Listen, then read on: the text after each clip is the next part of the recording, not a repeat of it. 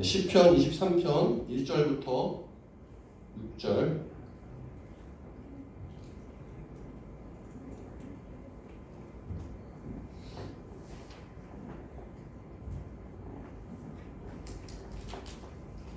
다 찾으셨으면 제가 읽겠습니다. 시편 23편 1절에서 6절. 여호와는 나의 목자시니 내게 부족함이 없으리로다. 그가 나를 푸른 풀밭에 누이시며 쉴만한 물가로 인도하시는도다. 내 영혼을 소생시키시고 자기 이름을 위하여 의의 길로 인도하시는도다. 내가 사망의 음침한 골짜기로 다닐지라도 해를 두려워하지 않을 것은 주께서 나와 함께 하심이라. 주의 지팡이와 막대기가 나를 안위하시나이다.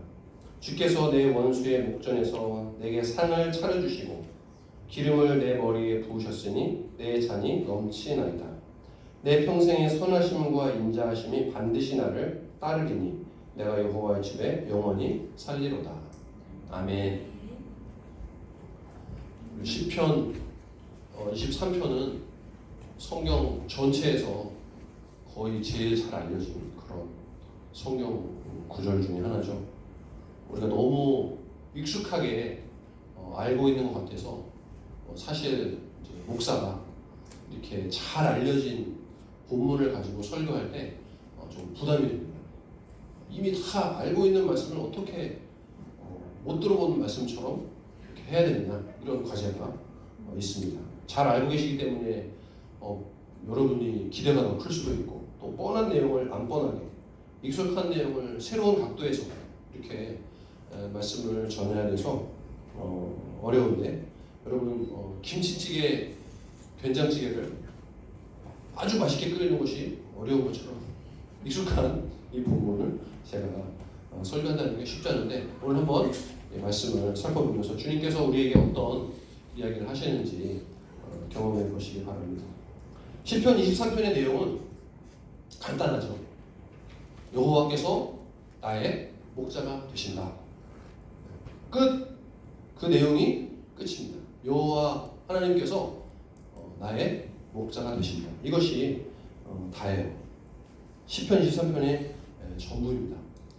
이거 하나 사진 넘겨주시면, 여호와가 나의 목자 되신다. 그렇게 푸른 풀밭, 양들이 그냥, 양들은 좋겠어요. 그냥 풀만 뜯고 뭐 잠자고 싸고 하면서 살면 되니까 그게 인생 전부인데, 우리도 하나님이 목자가 되셔서 이런 삶을 살게 된다, 이런 말씀이죠. 이 시편 23편을 사진 그냥 두시면 되고요.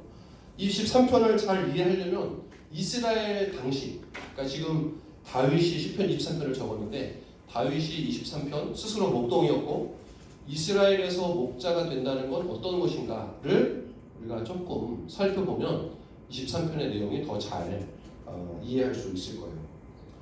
이스라엘 지역에서 목자라는 그런 직업은 어떤 직업이냐, 우리가 좀 그 특성을 이해해야 되는데요.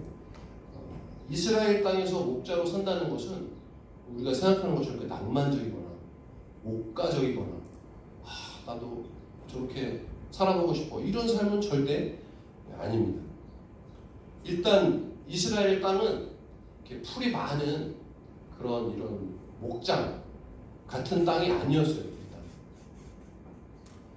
메마른 광야가 이스라엘 땅의 대부분이고, 갈릴리 지역, 그 지역에만 조금 이렇게 이런 풀밭이 있지, 사실 대부분의 이스라엘 땅은 광야의 그런 땅입니다. 그래서 목자들이 양들을 풀을 먹이려면 한 군데서 풀을 먹이는 게 아니라 풀을 찾아서 계속 이렇게 돌아다니게 됐어요.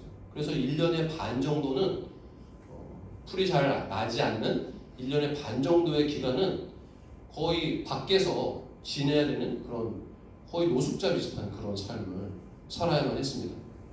그리고 목자는 이 광야에 있는 그런 위험들을 미리 준비할 수 있는 사람이었어요.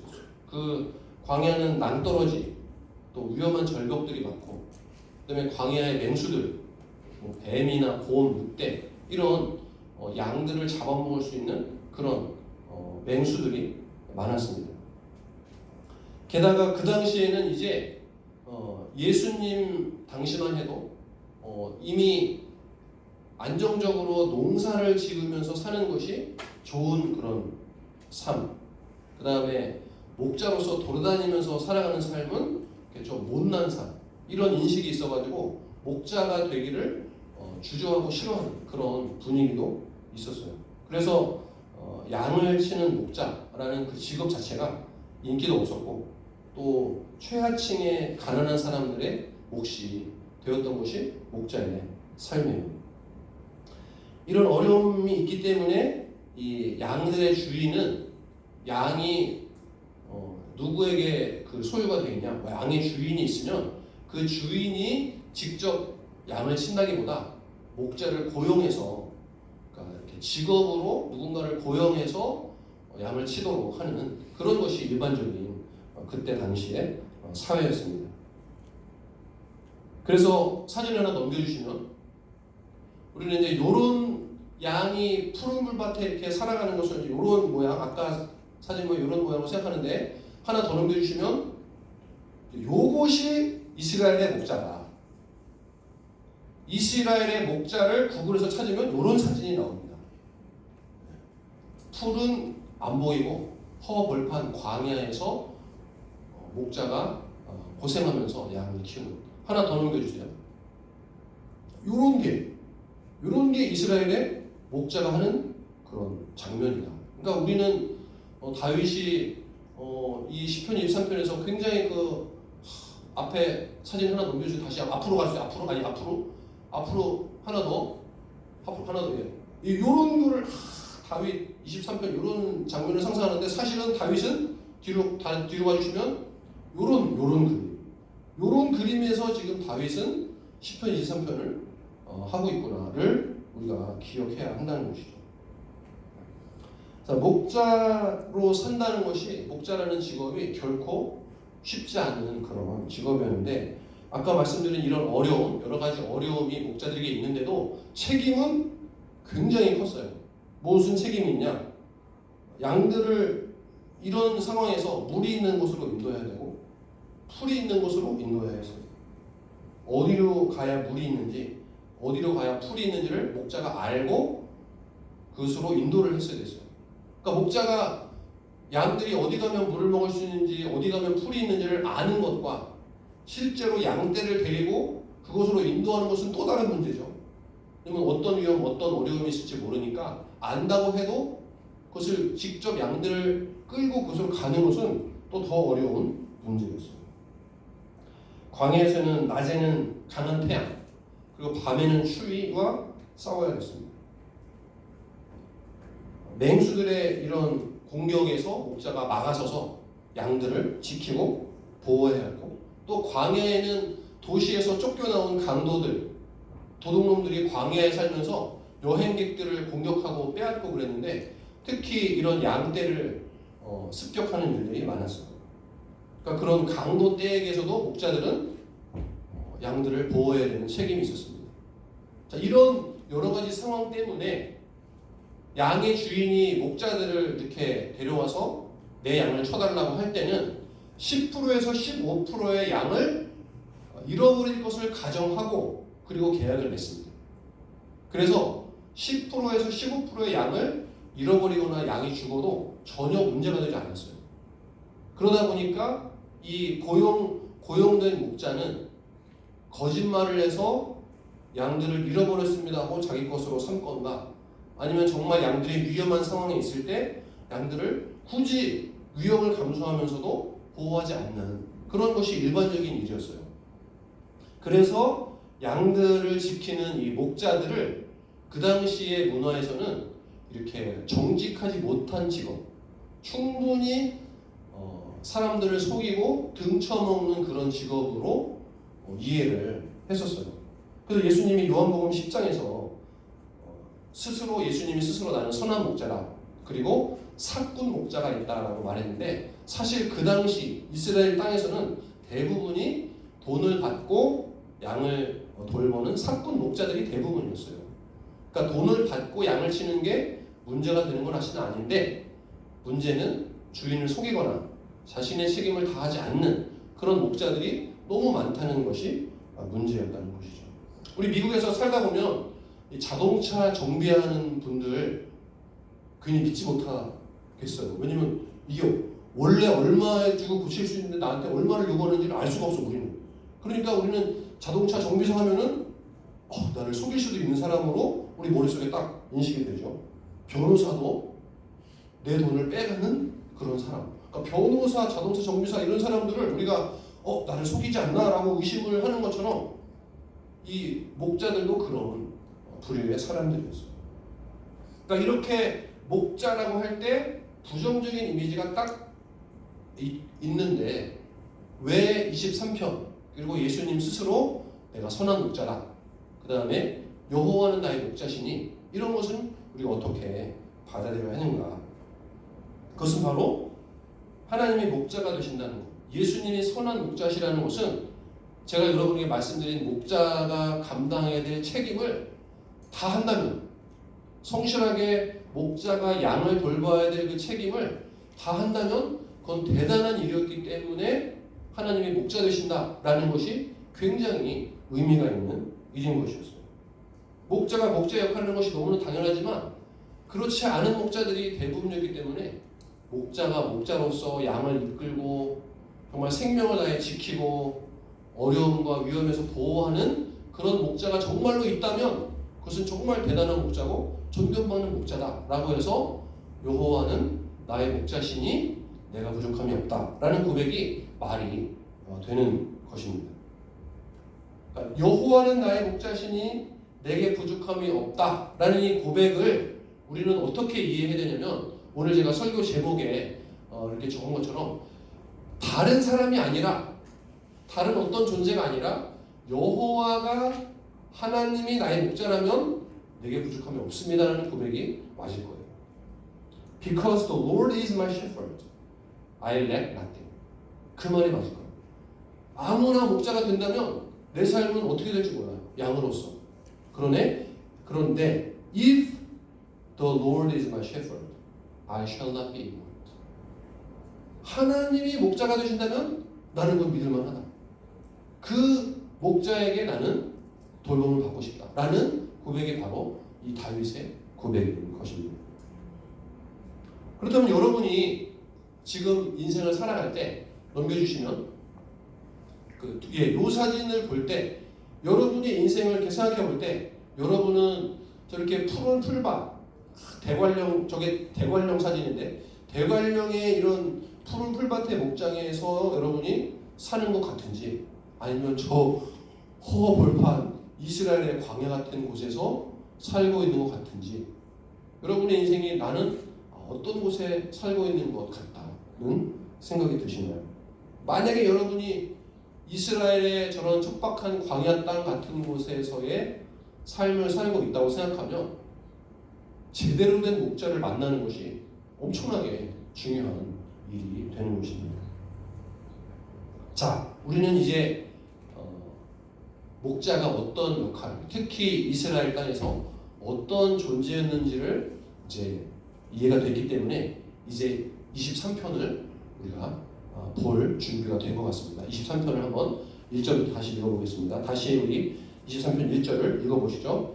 여호와는 나의 목자시니 내가 부족함이 없으리로다. 네, 자 거기까지만.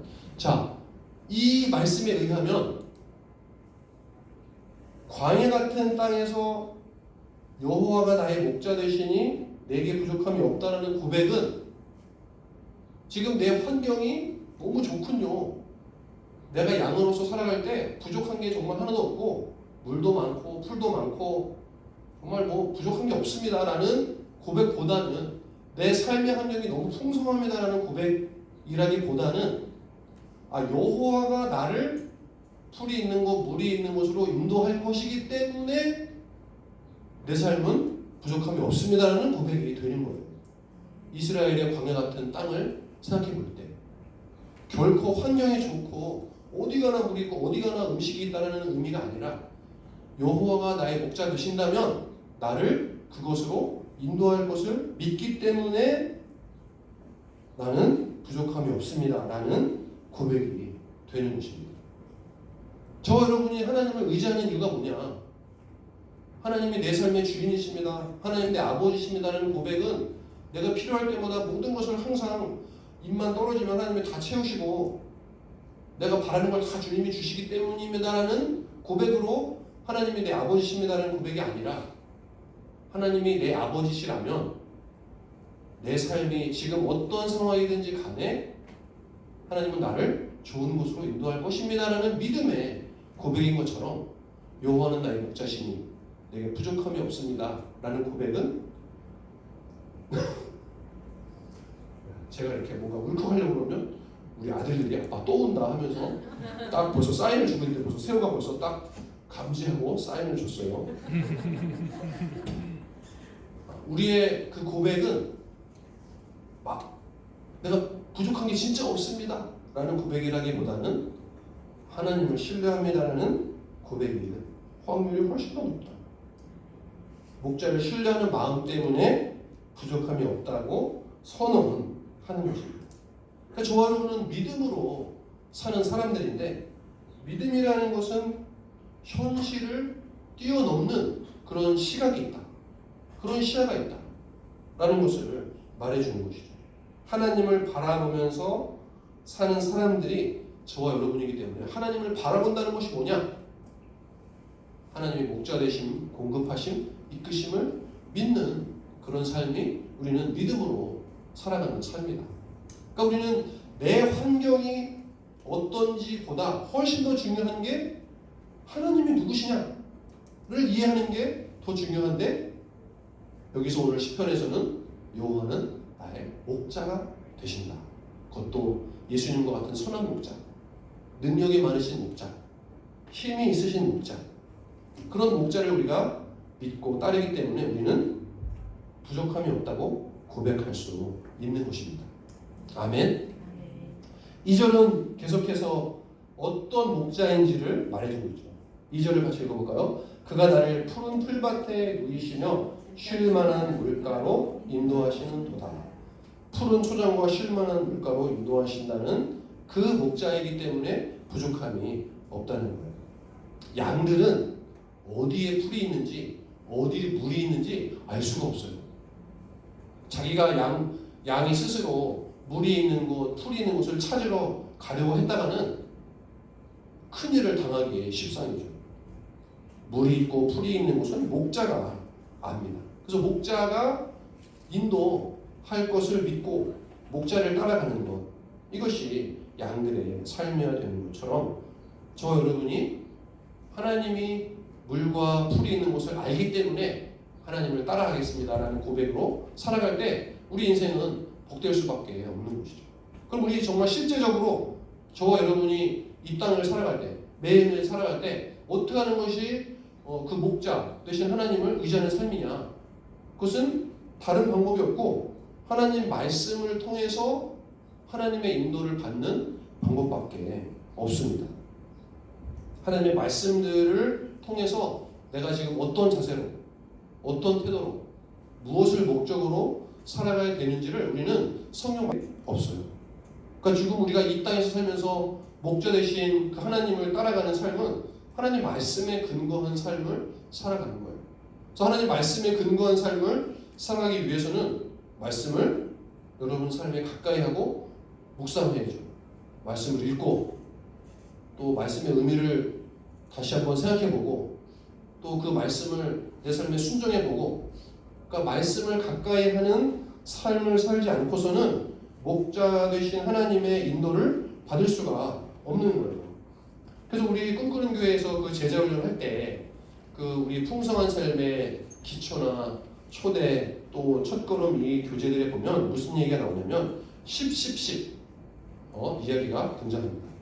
아침에 10분, 점심에 10분, 저녁에 10분을 하나님과 교제하는 시간으로 삼아라. 말씀을 읽고 기도하고 하는 것을 하루에 10분씩 3번 꼭 가져라. 여러분 삶에서 만약에 그렇게 아침, 점심, 저녁 10분씩 내는 시간이 어렵다면 뭐 아침에 20분, 저녁에 10분, 아니면 아침, 점심에 내가 바빠서 못한다. 그러면 저녁에 30분. 매일매일 하나님의 말씀을 가지고 묵상하고 기억하고 주님이 원하시는 삶이 뭔지를 우리가 돌아보지 않으면 결코 하나님의 인도를 따라갈 수 없다. 그래서 이 주일날 이렇게 예배하는 이 시간만 가지고서는 절대로 여러분이 하나님의 인도를 따라가기 어렵다. 왜냐하면 우리는 일주일 내내 하나님 말씀보다 더 많은 세상의 이야기들, 재미난 영상들 이런 걸 가지고 삶을 지내고 여러분 일하면서 지내는데 하나님의 인도, 하나님의 뜻을 어떻게 우리는 발견할 수 있는가? 일주일에 한 번 가지고는 도저히 가능하지 않은 삶이다. 여러분이 매일매일 여러분 스스로 말씀을 읽고 말씀의 의미를 새겨보고 하나님께 기도하고 하는 그런 주님과 가까워지는 삶을 살아야만 목자 되신 그 하나님의 인도를 받을 수 있다는 것을 꼭 기억하시기 바랍니다. 저 여러분이 그렇게 살아갈 때 3절에서 말씀하시는 삶을 살 수 있습니다. 3절을 읽어보겠습니다. 내 영혼을 소생시키시고 자기 이름을 위하여 의의 길로 인도하시는 도다. 우리가 그런 삶을 살아갈 때 우리 영혼을 소생시키신다 이렇게 말하고 있어요. 내 영혼을 소생시키신다 이 말을 쉽게 이해하면 영혼은 생명이라는 말로 바꿔도 되고요. 소생시키시다 이것은 새롭게 한다라고 바꿔도 돼요. 그러니까 내 생명을 새롭게 한다라는 의미가 됩니다. 하나님이 목자 되시는 삶은 생명이 넘치는 풍성한 그런 삶이다. 그런 삶을 사는 것이 바로 영혼을 소생시키신다라는 그런 의미의 말씀입니다. 자, 그 다음 구절이 사실 굉장히 중요한데 그 다음에 그렇다면 왜 목자 되신 하나님이 우리를 그렇게 이끄시고 양들을 끌어가시느냐라는 그 이유를 말해주고 있는데 3절을 우리 다시 한번 같이 읽어보겠습니다. 시작. 내 영혼을 소생시키시고 자기 이름을 위하여 의의 길로 인도하시는 거다. 왜 그러신다고 그랬죠? 자기 이름을 위하여. 그러니까 그 말은 하나님의 그 명성, 하나님의 그 자신의 이름을 지키기 위해서 자신의 명예를 걸고 일을 하신다라는 그런 의미예요. 양들이 잘하고 못하고의 문제가 아니다 라는 것을 말해주고 있어요. 양들이 조금 착하냐 조금 못났냐 아니면 조금 더 이쁘냐 깨끗하냐 이런 문제가 아니라 하나님께서는 자기 이름을 위해서 일을 하신다라고 말씀하고 있는 것입니다. 하나님의 이름을 걸고 우리를 인도하신다는 겁니다.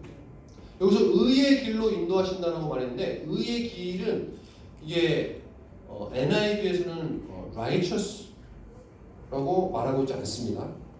NIV 성경 그리고 유대인들이 읽는 영어 성경에 보면 뭐라고 되냐면 right path, 바른 길, 옳은 길이라고 말하고 있어요. 그러니까 이게 영적인 의의 길을 말하는 게 아니라 사실은 맞는 길, 제대로 된 길로 인도하신다는 그런 말이에요. 그러니까 하나님께서 우리를 제대로 된 길, 바른 길로 인도하신다라는 것, 이것은 정말 우리가 가야 될 길을 갈 수 있는 그런 인도를 하신다는 얘기인데 그렇게 하시는 이유는 이름을 걸고 하나님의 이름을 걸고 그 일을 하신다는 것입니다. 그러니까 이게 사실 우리한테는 복음이 기쁜 소식이 되는 거예요. 내가 조금 잘났고 못났고의 문제가 아니라 하나님의 본인의 이름을 걸고 양들을 지키신다, 인도하실 것이다 라는 것은 복음이 되는 것입니다. 양이 좀 못났어도 목자는 양에게 책임을 다하는 거예요. 그러면 목자이기 때문에 목자를 돌볼 책임이 있기 때문에 양이 너무 말을 안 들으면 막대기로 이렇게 톡톡톡 치면서 야 끌고 가는 게 아니야 라고 하면서 바른 길로 인도하겠지만 목자는 목자이기 때문에 양을 돌보는 것처럼 양이 잘나고 못나고의 문제가 아니라는 것이죠. 그러니까 저와 여러분이 하나님을 목자로 따르면서 목자로 섬길 때 하나님이 하시는 거구나. 내가 그렇게 잘날 것도 없고 내가 엄청나게 잘해서 하나님이 우리를 사랑하시는 것도 아니고 우리는 그저 하나님이 하나님이시기 때문에 우리를 사랑하시고 이끄시는 거구나 라고 이해한다면 우리가 자랑할 게 없는 거예요. 하나님 앞에. 또 반대로 이렇게 하나님께 뭐 무슨 정말 엄청나게 막 어떻게 몸둘 바를 모르고서 할 것도 없는 거예요. 하나님이 나를 자녀 삼으시고 이끄시는 것이 하나님의 이름 때문에 하신 것이라면 우리는 감사하면서 믿음으로 그것을 받으면 되는 것입니다. 저 여러분이 하나님의 목자 되심을 확신하고 감사하면서 살아간다면 인생의 어떤 그런 상황에서도 어려움에서도 목자 되신 하나님 때문에 담대할 수 있는 줄로 믿습니다. 그렇기 때문에 4절은 이렇게 말합니다. 내가 사망의 음침한 골짜기로 다닐지라도 해를 두려워하지 않을 것은 주께서 나와 함께 하시니라. 주의 지팡이와 막대기가 나를 안위하시나이다 라고 말합니다. 양들이 이스라엘 땅에서 목자를 따라갈 때 목자는 꼭 골짜기나 그런 계곡을 지나가야 할 그런 때가 있었어요. 왜냐하면 그 이스라엘 지역에 물이 어디 있냐면 대부분 골짜기 밑에 계곡에 물이 있기 때문에 목자는 양들을 이끌고 그 계곡을 꼭 내려갔어야만 하는 그런 상황들이 있었습니다. 근데 그 계곡은 그늘지고 그 다음에 사람들이나 동물들이 물을 찾으러 가는 곳이기 때문에 거기엔 강도들이 노리는 장소였고 또 맹수들도 거기서 딱 기다리고 있다가 양들을 잡아먹어야 하는 그런 장소가 바로 물을 따라 내려가야 되는 계곡이었어요. 4절에서 내가 사망의 음침한 골짜기로 다닌다는 것은 그런 위험, 물을 찾아 또 물이 있기 때문에 풀이 있는 곳을 찾아 그런 계곡을 내려갈 때 위험이 있지만 생명의 위험도 있지만 하나님이 목자 되시기 때문에 목자가 양들을 이끌 것이기 때문에 목자가 위험을 다 막을 것이기 때문에 해를 두려워하지 않는다라고 말을 하고 있습니다. 그때 목자는 양들과 함께하고 4절에 보면 주의 지팡이와 막대기가 나를 안위한다 이렇게 말하죠. 지팡이와 막대기 이걸로 사실 목자는 양을 인도하고 보호하는데요. 여기 하나 그림 넘겨주시면 이게 막대기와 지팡이가 같은 말이 아니라 다른 말이에요. 그러니까 막대기도 막대기고 지팡이도 지팡이지 뭐 지팡이랑 막대기가 뭐가 다르냐라고 할 때 이렇게 갈고리가 있는 게 지팡이. 이거는 인도할 때 쓰는 그런 긴 지팡이고 이렇게 갈고리로 양들이 어디 멀리 가려고 할 때 딱 갈고리에서 목을 탁 잡아가지고 어디 가냐 하고 잡아 당길 때 지팡이를 씁니다. 그리고 물의 깊이를 잴 때 양들이 어떤 이렇게 물을 냇가를 지나가야 되면 그 긴 지팡이로 물이 깊은지 안 깊은지 이렇게 재는 그런 인도의 역할을 지팡이가 합니다. 막대기는 언제 쓰냐? 막대기는 보면은 이렇게 끝이 뭉툭하게 딱딱한 그런 나무예요. 그래서 막대기로는 동물들이 공격할 때 위험이 있을 때 공격하는 그런 도구가 막대기입니다. 그래서 막대기는 목자들이 허리에 차고 지팡이는 손으로 들고 있는 그런 목자들을 보게 돼요. 그러니까 여기서 막대기와 지팡이로 인도한다는 것은 인도자 되시고 보호자 되신다. 이런 의미가 지팡이와 막대기로 보호한다라는 그런 의미예요. 그러니까 목자 되신 하나님께서는 저 여러분을 맞는 바른 길로 인도하실 것이고 또 위험에서 보호할 것이기 때문에 4절에 보면 사망의 음침한 골짜기로 다닐지라도 해를 두려워하지 않는다라고 고백하고 있는 것입니다. 저 여러분이 삶을 살아갈 때 정말 그런 보호와 인도, 목자 되신 그 하나님의 그 위험 가운데서 보호가 있지 않는다면 우리는 정말 불안에 떨고 또 정말 걱정할 수밖에 없는 그런 인생을 살아갈 수밖에 없는데 하나님께서 인도하시고 보호하신다라는 것을 경험하시고 또 그런 삶들에 저희 여러분의 삶을 맡기시기 바랍니다. 4절에서 골짜기의 그 위험을 이야기했다면 5절에서는 원수의 위험을 말해주고 있어요. 5절은 이렇게 합니다. 같이 읽어보겠습니다. 주께서 내 원수의 목전에서 내게 상을 차려주시고 기름을 내 머리에 부으셨으니 내 잔이 넘치나이다. 자, 5절 6절은 이제 사실 양과 목자의 관계라기보다 다윗이 목자 대신 하나님을 생각하면서 이렇게 기록한 글이라고 보는 게 맞을 거예요.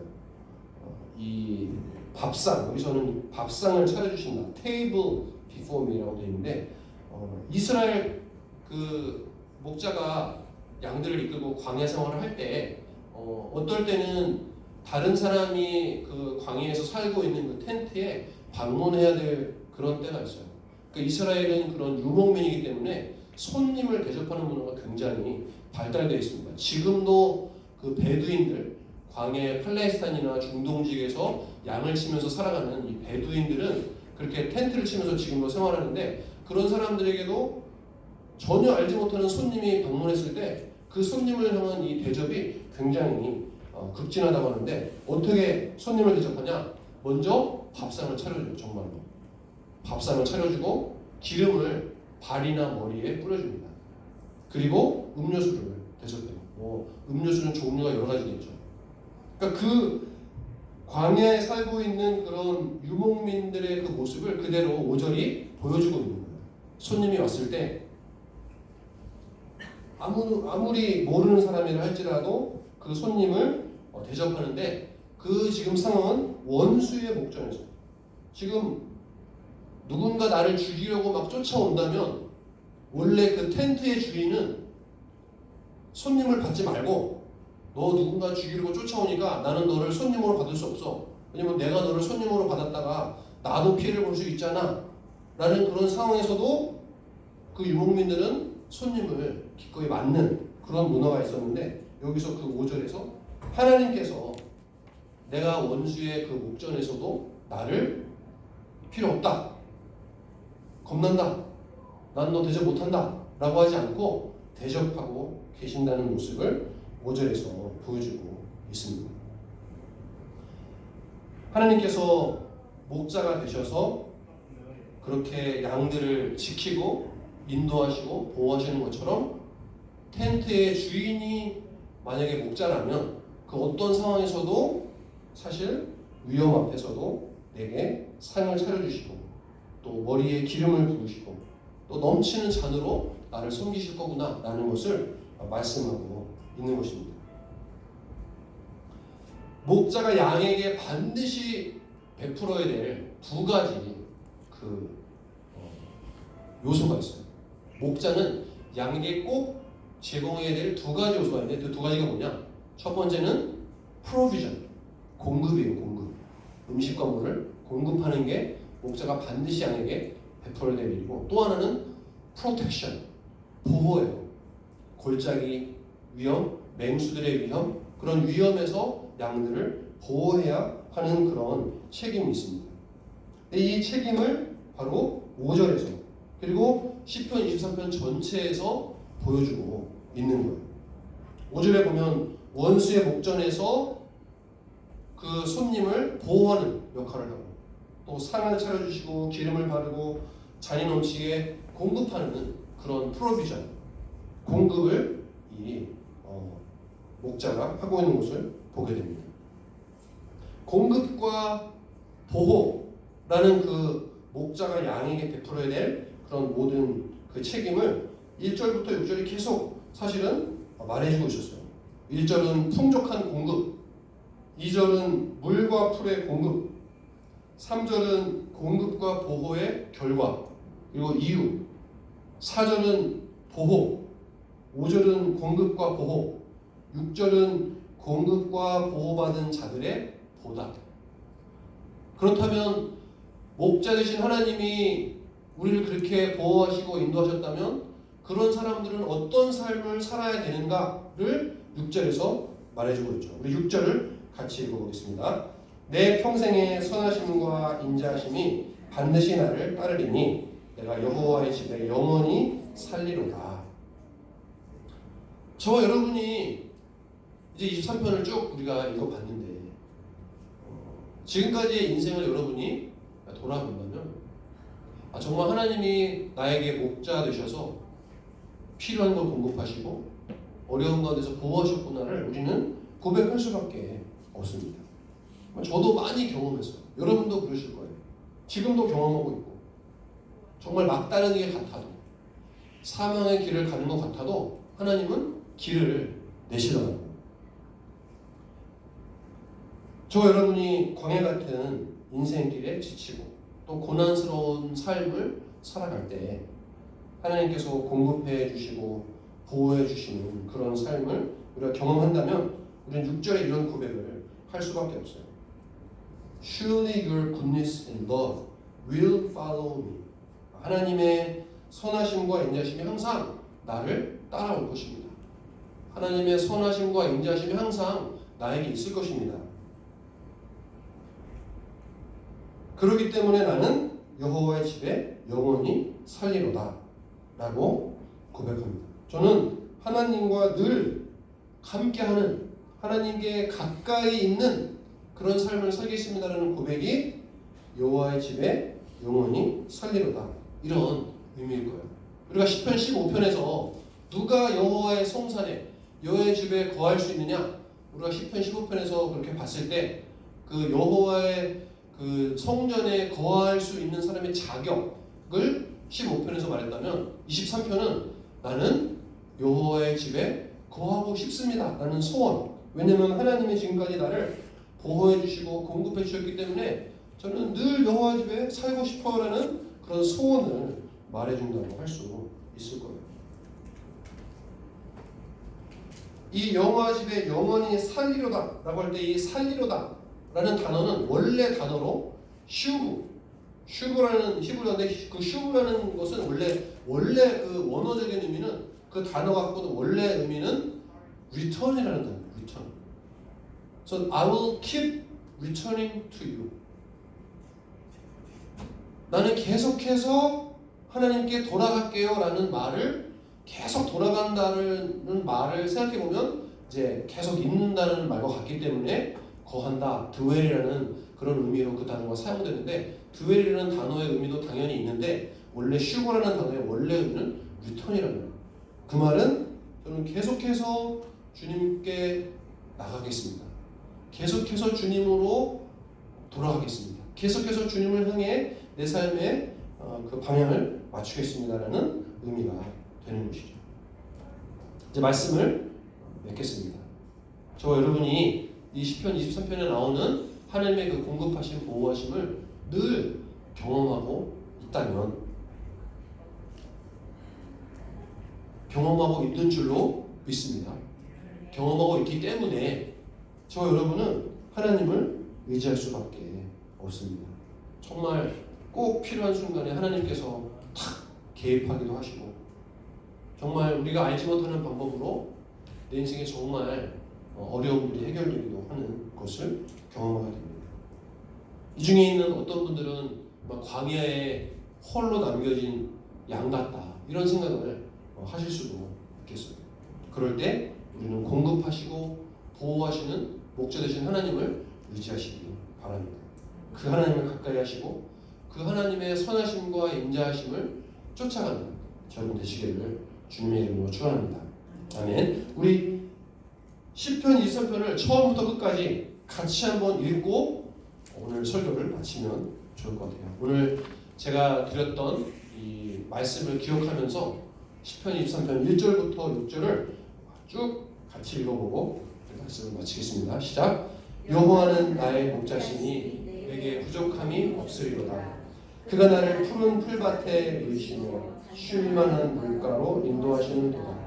내 영혼을 소생시키시고 자기 이름을 위하여 의의 길로 인도하시는도다. 내가 사망의 음침한 골짜기로 다닐지라도 해를 두려워하지 않을 것은 주께서 나와 함께 하심이라. 주의 지팡이와 막대기가 나를 안위하시나이다. 주께서 내 원수의 목전에서 내게 상을 차려주시고 기름을 내 머리에 부으셨으니 내 잔이 넘치나이다. 내 평생의 선하심과 인자하심이 반드시 나를 따르리니 내가 여호와의 집에 영원히 살리로다. 아멘. 우리 시간 기도할 때 하나님 나의 목자 되시는 그 하나님을 찬양합니다.